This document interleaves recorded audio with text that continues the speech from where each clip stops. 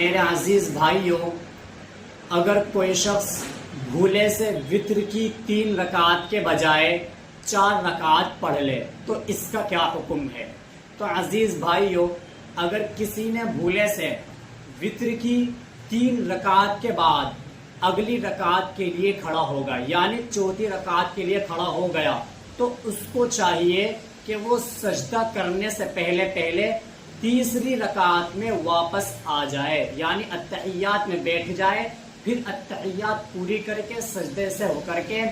اپنی نماز مکمل کر لے، اس کی وتر کی 3 رکعت صحیح ہو جائیں۔ یہاں پر ایک اور مسئلہ ایڈ کر دیتا ہوں، اگر کسی شخص نے وتر کی تیسری رکعت میں دعائے قنوت کے لیے ہاتھ نہیں اٹھائے، جو کہ اٹھانا واجب تھا، لیکن اس نے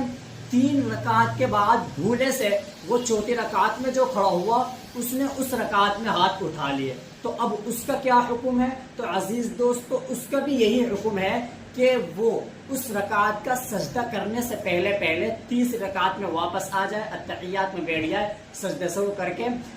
سلام پھیر دے۔ اور اگر تیسری رکعت میں بھی اس نے دعائے قنوت سے پہلے ہاتھ نہیں اٹھائے، اور نہ ہی جب وہ تیسری رکعت کے بعد بھولے سے وہ چوتھی رکعت کے لیے کھڑا ہوا تھا، نہ ہی اس نے ہاتھ اٹھائے، اس میں بھی اس نے ہاتھ نہیں اٹھائے، تو اس کے لیے بھی یہی حکم ہے کہ وہ چوتھی رکعت کا سجدہ کرنے سے پہلے تیسری رکعت میں واپس آ جائے، اتحیات پڑھے، سجدے سے کرے، اپنی نماز کو مکمل کر لے۔ تو یہاں یہ دیکھے کہ وہ تیسری رکعت کے بعد جو اس نے اگلی رکعت ملائی ہے،